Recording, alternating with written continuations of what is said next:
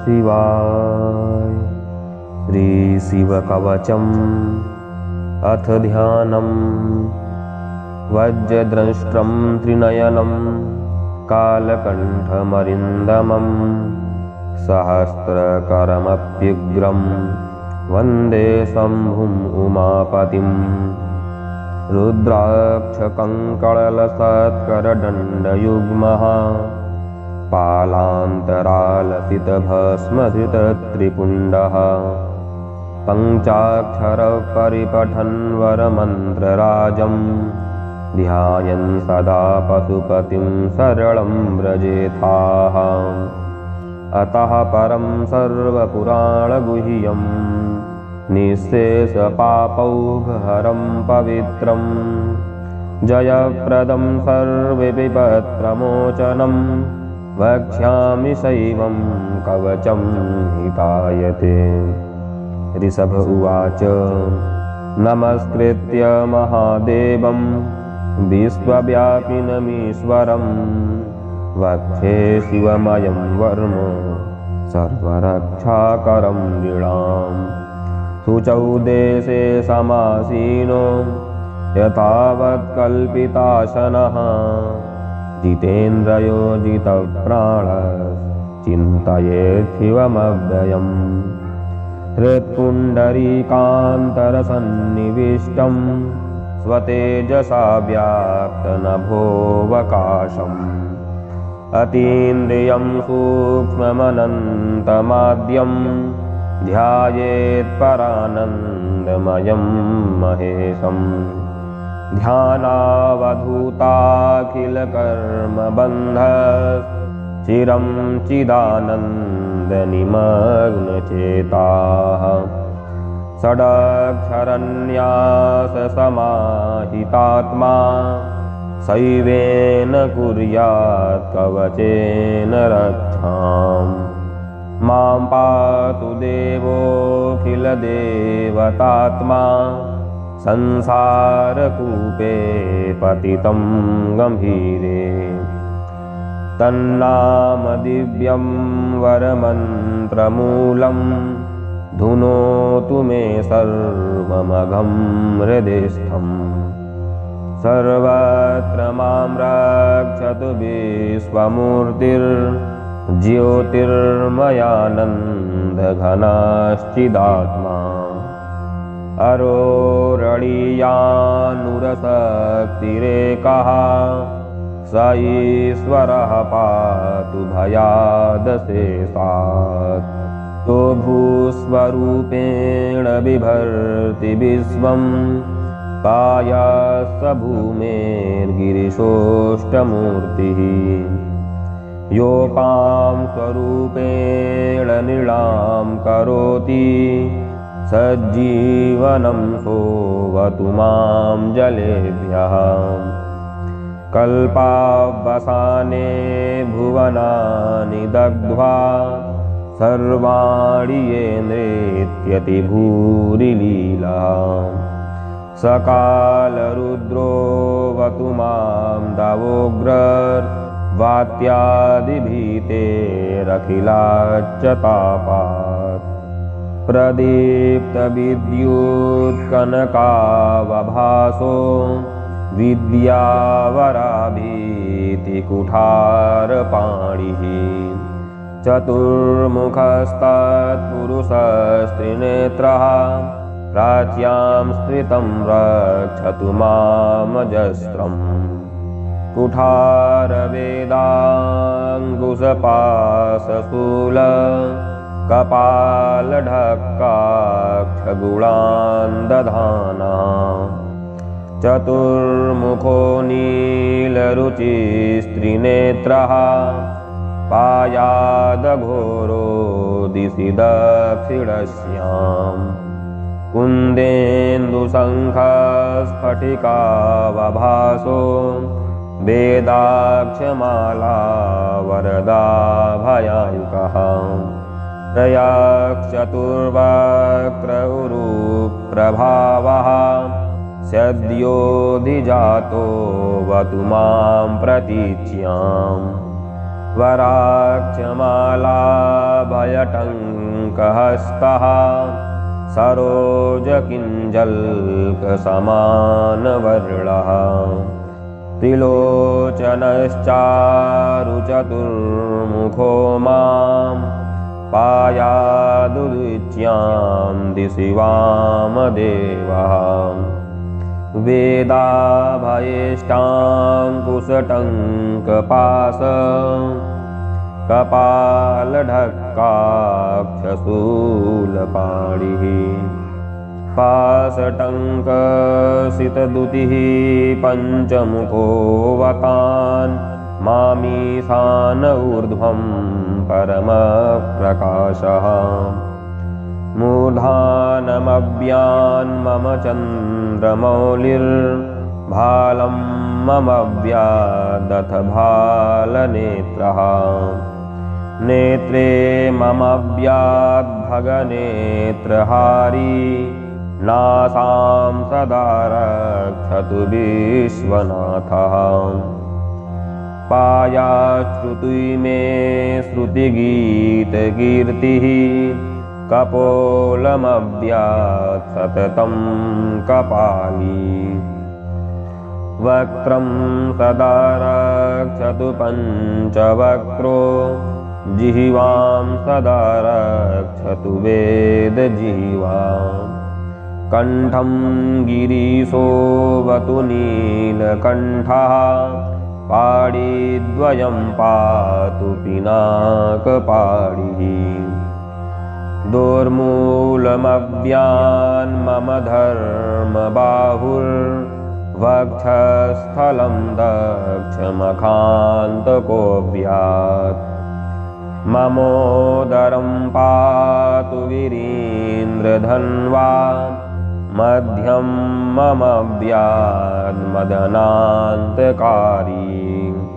हेरम्बतातो मम पातु नाभिं पायात्कटिं धूर्जटिरीश्वरो मे उरुद्वयं पातु कुबेरमित्रो जानुद्वयं मे जगदीश्वरो व्यात् जङ्घायुगं पुङ्गवकेतुरव्यात् पादौ मम व्यासुरवन्द्यपादः महेश्वरः पातु दिनादियामे मामध्ययामेवतु वामदेवः त्र्यम्बकः पातु तृतीययामे वृषध्वजः पातु दिनान्त्ययामे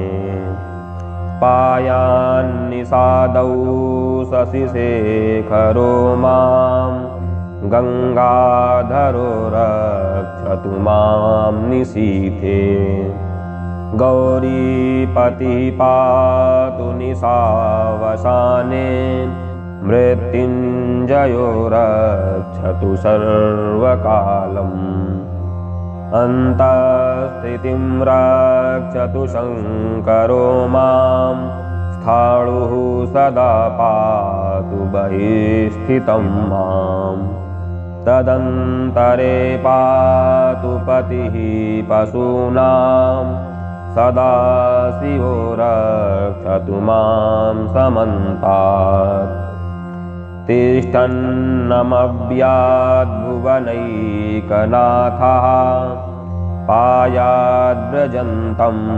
प्रमथाधिनाथः वेदान्तवेद्योऽवतु मान्निसरलं मामव्ययः पातु शिवः शयानम् मार्गेषु मां रक्षतु नीलकण्ठः शैलादिदुर्गेषु पुरत्रयारिः अरण्यवासादिमहाप्रवासे पायान् मृगव्याथ उदारशक्तिः कल्पान्तकाटोपपटुप्रकोपः स्फुटहासोच्चलिताण्डकोशः घोरारिसेनार्णवदुर्निवार महाभयाद्रक्षतु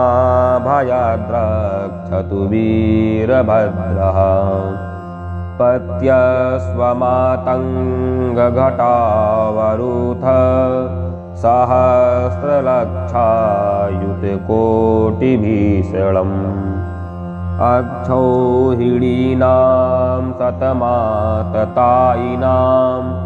छिन्द्यान्मृडो घोरकुठारधारया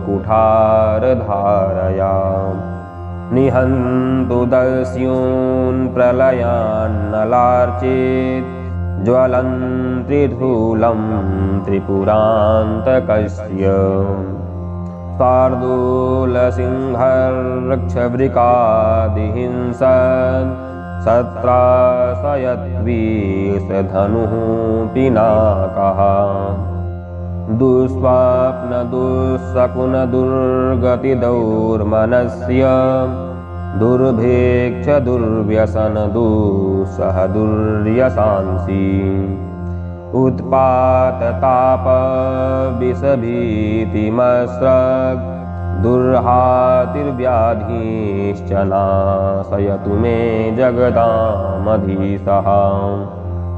ॐ नमो भगवते सदाशिवाय सकलतत्त्वात्मकाय सर्वमन्त्रस्वरूपाय सर्वयन्त्राधिष्ठिताय सर्वतन्त्रस्वरूपाय सर्वतत्त्वविदुराय ब्रह्मरुद्रावतारिणे नीलकण्ठाय पार्वतीमनोहरप्रियाय सोमसूर्याग्निलोचनाय भस्मोद्धूलितविग्रहाय महामणिमुकुटधारणाय माणिक्यभूषणाय सृष्टिस्थितिप्रलयकाल रौद्रावताराय दक्षाध्वरध्वंसकाय महाकालभेदनाय मूलधारैकनिलयाय तत्त्वातीताय गंगाधराय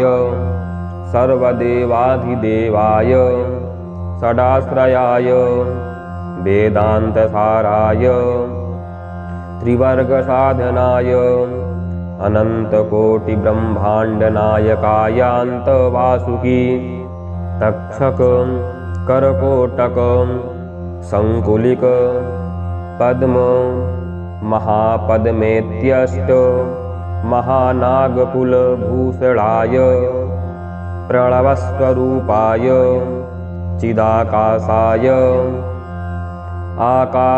आकाशादिस्वरूपाय ग्रहनक्षत्रमालिने सकलाय कलंकरहिताय सकललोककर्त्रे सकललोकैकभन्त्रे सकललोकैकसंहर्त्रे सकललोकैकगुरुवे सकललोकैकसाक्षिणे सकलनिगमगुह्याय सकलवेदान्तपारगाय सकललोकैकवरप्रदाय सकललोकैकशङ्कराय शशाङ्कशेखराय शाश्वतनिजावासाय निराभासाय निरामयाय निर्मलाय निर्लोभाय निर्मदाय निश्चिन्ताय निरहंकाराय निरंकुशाय निष्कामाय निरुपद्रवाय निरवाद्याय निरन्तनाय निष्कारणाय निरन्तकाय निष्प्रपञ्चाय निःसंगाय निर्द्वन्द्वाय निराधाराय निरागाय निष्क्रोधाय निर्मलाय निष्पापाय निर्भयाय निर्विकल्पाय निर्भेदाय निष्क्रियाय निस्तुलाय निःशंसाय निरंजनाय निरूपम विभवाय नित्यशुद्ध बुद्ध परिपूर्ण सच्चिदानंदद्वयाय परमशान्तस्वरूपाय तेजोरूपाय तेजोमयाय जय जय रुद्र महारौद्र भद्रावतार महाभैरव कालभैरव कल्पांत भैरव कपालमालाधर खट्वांग खड्ग चर्म पाशांकुश डमरू शूल चाप बाण गदाशक्ति भिंदीपाल तोमर मुसल मुद्गर पास परिघ भुसुंडी शतघ्नि चक्राद्यायुध भीषणकर सहस्र मुखद्रष्टा कराल वदन विकटाट्टहास विस्फारित ब्रह्मांड मंडल नागेंद्र कुंडल नागेंद्र हार नागेंद्र वलय नागेंद्र चर्मधर मृत्युंजय त्र्यंबक त्रिपुरांतक विश्वरूप विरूपाक्ष विश्वेश्वर वृषभवाहन विषविभूषण विश्वतोमुख सर्वतो रक्ष रक्ष मां ज्वल ज्वल महामृत्युम अपमृत्युभय नाशय नाशय चोरय भयमुत्सादयोत्सादय विषसर्पभयं समय समय चोरान् मारय मारय शत्रून्नुच्चाटयोच्चाटय त्रिशूलेन विदारय विदारय कुठारेण भिन्दी भिन्दी खड्गेन छिन्दी छिन्दी खट्वांगेन विपोथय विपोथय मुसलेन निष्पेषय निष्पेषय बाणैः सन्ताडय सन्ताडय रक्षांसि भीषय भीषयाशेषभूतानि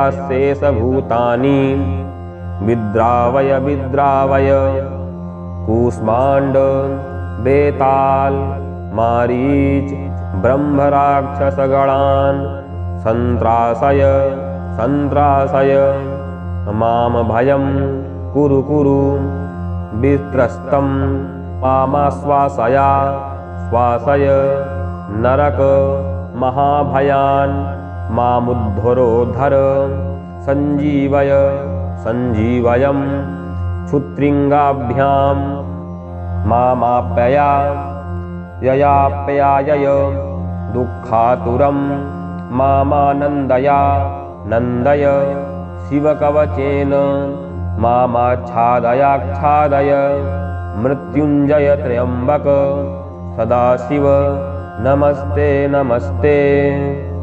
ऋषभ उवाच इत्येतत्कवचं शैवं वरदं व्याहृतं मया सर्वबाधाप्रशमनं रहस्यं सर्वदेहिनां यः सदा धारयेन्मर्त्यः शैवं कवचमुत्तमं न तस्य जायते क्वापि भयं शम्भोरनुग्रहात्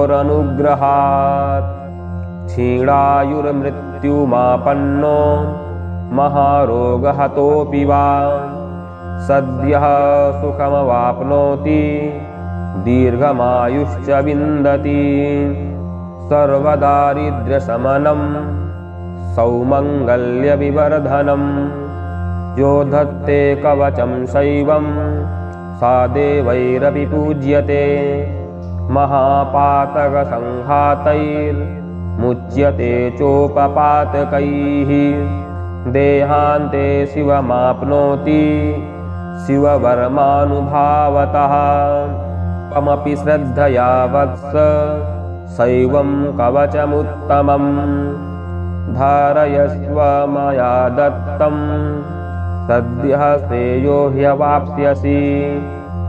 सूत उवाच इत्युक्ता ऋषभो योगी तस्मै पार्थिवशूनवे ददौ शङ्खं महारावं खड्गं चारिनिसूदनं पुनश्च भस्म सम्मन्त्र्य तदङ्ग सर्वतोऽस्पृशत् गजानां षड्सहस्रस्य द्विगुणं च बलं ददौ भस्मप्रभावा सम्प्राप्य बलैश्वर्यधृतिस्मृतिः सा राजपुत्रः सुशुभे सदर्क इव स्त्रिया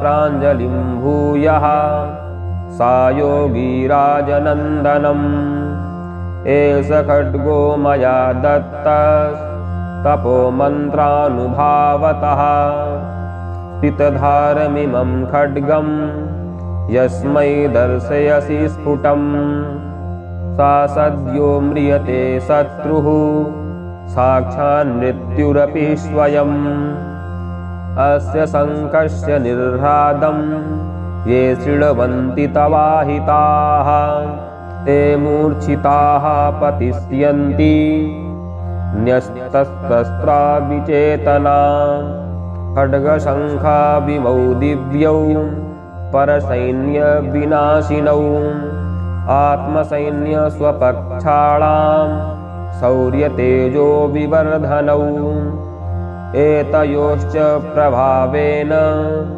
शैवेन कवचेन च द्विषड्सहस्रनागानां बलेन महतापि च भस्मधारणसामर्थ्यात् शत्रुसैनं विजेष्यसि प्राप्य सिंहासनं पैत्र्यं गोप्तासि पृथिवीमिमाम् भद्रायुषं सम्यग् नुशासस्य समात्रिकम् ताभ्यां सम्पूजितः स्योऽथ योगी स्वैरगतिर्ययौ। इति श्रीस्कान्दे महापुराणे 81 संहितायां तृतीये ब्रह्मोत्तरखण्डे सीमन्तनी महात्म्ये भद्रयूपाख्याने शिवकवचकथनं नाम 12 अध्यायः।